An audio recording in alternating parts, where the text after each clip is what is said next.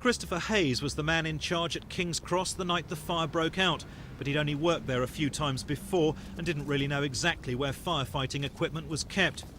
When the fire was spotted, he went into a smoke-filled machine room at the top of the escalators, passing within 2 feet of the stopcocks for the sprinkler system. He said it hadn't even crossed his mind to use them, as he'd rushed in to see how serious the fire was and smoke had shot into his face.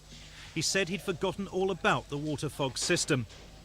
Mr. Hayes then went back out to the ticket hall to get a fire extinguisher, but he couldn't get back close enough to use it. He told Roger Henderson QC that he only had a general idea of where fire extinguishers and hoses were kept. The key for a builder's barricade, which blocked off a fire hydrant, was locked in his office.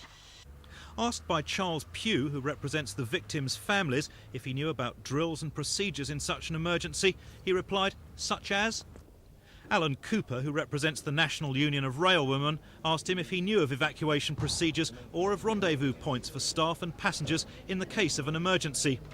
But Mr. Hayes said he didn't and had never taken part in any drill or practice for the evacuation of King's Cross.